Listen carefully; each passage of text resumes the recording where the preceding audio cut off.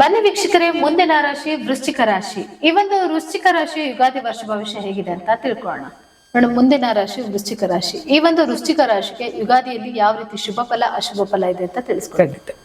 ನಮಸ್ಕಾರ ವೀಕ್ಷಕರೇ, ನಾನು ನಿಮ್ಮ ಬ್ರಾಹ್ಮಿಣಿ ಅಂಜಲಿ. ಬನ್ನಿ, ಇದೇ ತಿಂಗಳು ಯುಗಾದಿ ಹಬ್ಬ ಬರ್ತಿದೆ. ಯುಗಾದಿಯ ಸಂವತ್ಸರದ ಫಲಗಳು ಈ ಒಂದು ವೃಶ್ಚಿಕ ರಾಶಿಯವರಿಗೆ ಸಿಹಿಯನ್ನು ಕೊಡುತ್ತಾ ಅನ್ನೋದನ್ನ ನೋಡ್ತಾ ಹೋಗೋಣ. ನೋಡಿ, ವೃಶ್ಚಿಕ ರಾಶಿಯವರಿಗೆ ನಾನು ಯಾವಾಗ್ಲೂ ಹೇಳ್ತೀನಿ, ವೃಶ್ಚಿಕ ರಾಶಿಗೆ ಅಧಿಪತಿ ಕುಜ, ಮೇಷರಾಶಿಗೂ ಅಧಿಪತಿ ಕುಜ. ಆದ್ರೆ ಇಲ್ಲಿ ಇರುವಂತಹ ಕುಜ ಮೇಷರಾಶಿಯಲ್ಲಿ ಇರುವಂತಹ ಕುಜನಿಗೂ ಬಹಳಷ್ಟು ವ್ಯತ್ಯಾಸಗಳಿರುತ್ತೆ. ಯಾಕೆಂದ್ರೆ ಮೇಷರಾಶಿ ಅಗ್ನಿ ತತ್ವವನ್ನು ಹೊಂದಿದ್ರೆ ವೃಶ್ಚಿಕ ರಾಶಿ ಜಲತತ್ವವನ್ನು ಹೊಂದಿರುತ್ತೆ. ಈ ಜಲತತ್ವವನ್ನು ಹೊಂದಿರುವಂತಹ ರಾಶಿಯವರಿಗೆ ಒಂದು ಚೇಡಿನ ಗುಣವನ್ನು ಹೊಂದಿರುವಂತವ್ರು. ನೋಡಿ, ಯಾವುದೇ ಒಂದು ಸಿಂಬಲ್ ಇದೆ ಅಂದ್ರೆ ಆ ಸಿಂಬಲ್ ಅವ್ರ ಗುಣ ಸ್ವಭಾವನ ಹೇಳುತ್ತೆ. ಸುಮ್ನೆ 12 ರಾಶಿಗಳಿಗೆ 12 ಸಿಂಬಲ್ ನ ಕೊಟ್ಟಿಲ್ಲ, ಸಿಂಬಲ್ ಗಳನ್ನ ಕೊಟ್ಟಿದ್ದಾರೆ ಅಂದ್ರೆ ಅದು ಆ ಒಂದು ರಾಶಿಯ ಸ್ವಭಾವದ ತಕ್ಕಂತ ಆ ಸಿಂಬಲ್ ಗಳು ಗುಣಗಳನ್ನ ಹೇಳ್ತಾ ಹೋಗುತ್ತೆ ಲೈಫ್ ಅಲ್ಲಿ. ಬೇಕಾದ್ರೆ ನೀವು ಅದರಲ್ಲೇ ನಾವು 50% ಅವ್ರ ಜಾತಕಗಳನ್ನ ಹೇಳ್ತಾ ಹೋಗ್ಬೋದು.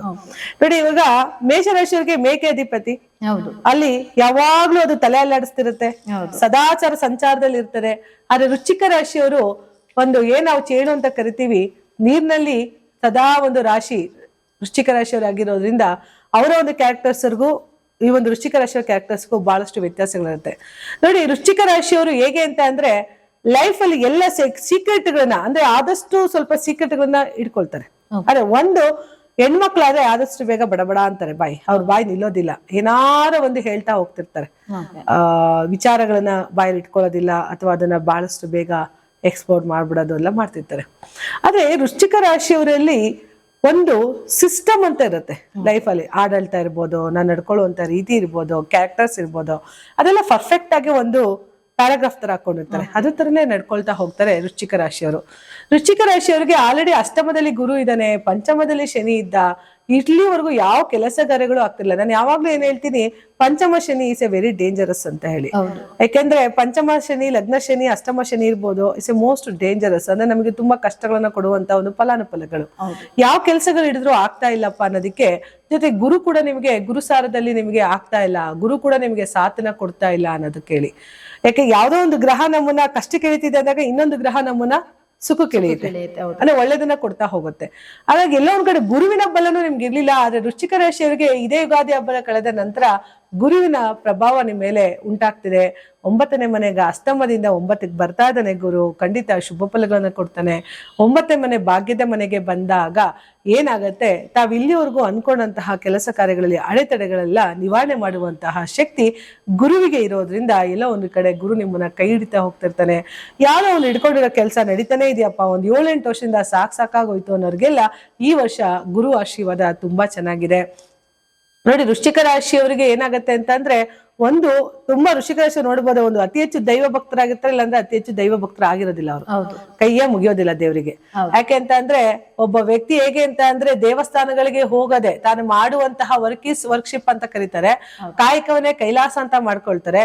ಇನ್ನು ಕೆಲವರು ದೇವ್ರ ದೀಪ ಅಂತ ಹಚ್ಚಿದೇನೆ ದೇವರುಗಳ ಮೇಲೆ ಅಸಡ್ಡೆಯನ್ನು ತೋರುವಂಥದ್ದು ಅಥವಾ ದೇವರ ಒಂದು ವಿಚಾರದಲ್ಲಿ ಅವರಿಗೆ ಇಷ್ಟ ಆಗದೆ ಇರುವಂಥದ್ದನ್ನು ಕೂಡ ನಾವು ನೋಡ್ತಾ ಹೋಗ್ಬೋದು. ಅದೇ ವೃಶ್ಚಿಕ ರಾಶಿಯವರಲ್ಲಿ ಏನಾಗುತ್ತೆ, ಅತಿ ಹೆಚ್ಚು ದೈವ ಭಕ್ತರು ಇರ್ತಾರೆ, ದೈವ ಭಕ್ತ ಅಲ್ಲದ ವ್ಯಕ್ತಿಗಳು ಕೂಡ ಇರ್ತಾರೆ. ಇವೆರಡೂ ಕೂಡ ನಾವು ನೋಡ್ತಾ ಹೋಗ್ಬೋದು.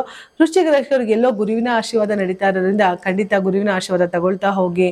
ನಿಮ್ಮ ಪಾಠ ಹೇಳ್ಕೊಡುವಂತಹ ಟೀಚರೇ ನಿಮಗೆ ಗುರುಗಳಾಗಿರ್ಬೋದು. ನಾವೆಲ್ಲೋ ಹೋಗಿ ದೂರದಲ್ಲಿ ಹೋಗಿ ಗುರುಗಳಿಗೆ ಕಾಲು ಮುಗಿಯೋದ್ರಿಂದ ಒಂದು ಆಶೀರ್ವಾದ ಪಡ್ಕೊಳ್ಳೋ ಬದಲು ನಮ್ಮ ಸುತ್ತಮುತ್ತನೇ ಇಂದ ಹಿಡಿದು ಅಕ್ಷರಗಳನ್ನ ಹೇಳ್ಕೊಂಡಂತಹ ಒಂದು ಗುರುವಿನ ಆಶೀರ್ವಾದ ತೆಗೆದುಕೊಳ್ಳುವಂಥದ್ದು, ಅಥವಾ ನಿಮ್ಮ ತಂದೆ ತಾಯಿನ ನಿಮಗೆ ದೊಡ್ಡ ಗುರುಗಳಾಗಿರ್ತಾರೆ. ತಾಯಿಗಿಂತ ಮೊದಲನೇ ಗುರು ಯಾರು ಇಲ್ಲ ಅಂತಾರೆ.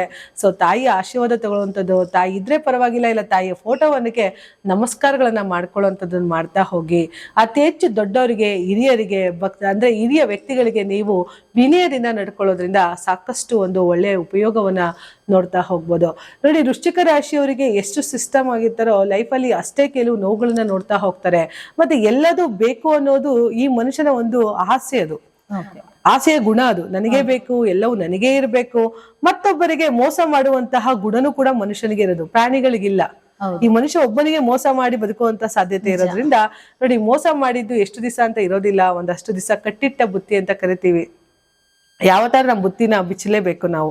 ಹಾಗಾಗಿ ನಾವ್ ಏನ್ ಮಾಡ್ತಿದೀವೋ ಅದೆಲ್ಲ ಕ್ರೆಡಿಟ್ಗಳು ಕೂಡ ದೇವ್ರು ನಮಗೆ ಕೊಡ್ತಾ ಹೋಗೋದ್ರಿಂದ ಈ ಒಂದು ಜೀವನದಲ್ಲಿ ಎಲ್ಲರೂ ಮಹಾತ್ಮರಾಗಕ್ಕಾಗಲ್ಲ, ಎಲ್ಲರೂ ಒಳ್ಳೆಯರಾಗಕ್ಕಾಗಲ್ಲ. ಇಲ್ಲಿ ಒಳ್ಳೇದು ಕೆಟ್ಟದ್ದು ಅನ್ನೋದು ಕೂಡ ನಮ್ಮ ಜೀವನದಲ್ಲಿ ನಡೆಯುತ್ತೆ ಅನ್ನೋದಾದ್ರೆ ನಾವು ಯಾವ್ದನ್ನ ಯಾವ ರೀತಿ ತಗೊಂಡ್ ಹೋಗ್ತೀವಿ, ಹೆಚ್ಚು ಒಳ್ಳೇದನ್ನ ತಗೊಂಡ್ ಹೋಗ್ತೀವ, ಹೆಚ್ಚು ಕೆಟ್ಟದನ್ನ ತಗೊಂಡ್ ಹೋಗ್ತೀವ ಅನ್ನೋದ್ರ ಮೇಲೆ ಡಿಪೆಂಡ್ ಆಗಿರುತ್ತೆ. ಲೈಫ್ ಎಲ್ಲವನ್ನೂ ಪಾಠ ಹೇಳ್ಕೊಡುತ್ತೆ. ಆ ಅನುಭವದ ಪಾಠವನ್ನ ಆಲ್ರೆಡಿ ನೀವು ಕಲ್ತಿದ್ದೀರಿ. ಆ ಪಾಠಕ್ಕೆ ತಕ್ಕಂತೆ ಒಂದು ಸಮಯವನ್ನ ನಡ್ಸ್ಕೊಂಡು ಹೋಗೋದು ಕೂಡ ವೃಶ್ಚಿಕ ರಾಶಿಯವರಿಗಾಗಿರೋದ್ರಿಂದ, ಜೊತೆಗೆ ಗುರುವಿನ ಬಲಾನುಬಲ ಈ ಒಂದು ವೃಶ್ಚಿಕ ರಾಶಿಯವರಿಗೆ ತುಂಬಾ ಇರೋದ್ರಿಂದ ವೃಶ್ಚಿಕ ರಾಶಿಯವರು ಇನ್ನಷ್ಟು ದುಪ್ಪಟ್ಟು ಒಂದು ಯೋಗಗಳನ್ನ ಪಡಿಬೇಕು ಅಂತ ಅಂದ್ರೆ ತಾಯಿಯ ಆಶೀರ್ವಾದನ ಪಡೆಯುವಂಥದ್ದು, ನಿಮ್ಮ ಅತ್ತೆಯ ಆಶೀರ್ವಾದವನ್ನ ಪಡೆಯುವಂಥದ್ದು, ಅಥವಾ ನಿಮ್ಮ ಮಾವ, ಅಪ್ಪ, ಗುರು ಹಿರಿಯರುಗಳನ್ನ ಆಶೀರ್ವಾದವನ್ನ ಪಡೆಯುವಂಥದ್ದನ್ನ ಮಾಡ್ತಾ ಬಂದ್ರೆ ವೃಶ್ಚಿಕ ರಾಶಿಯವರು ಅನ್ಕೊಂಡಿದ್ದಕ್ಕಿಂತ ಹೆಚ್ಚು ಸಾಧನೆಯನ್ನ ಮಾಡ್ತಾ ಹೋಗ್ತಾರೆ. ಜೊತೆಗೆ ಯುಗಾದಿಯ ಸಂವತ್ಸರದ ಫಲಗಳು ಅತಿ ಹೆಚ್ಚು ಶುಭಗಳನ್ನ ತಂದ್ಕೊಡ್ಲಿ ಅಂತ ಹೇಳ್ತಾ ನನ್ನ ಮಾತನ್ನ ಮುಗಿಸ್ತಾ ಇದ್ದೀನಿ. ಧನ್ಯವಾದಗಳು.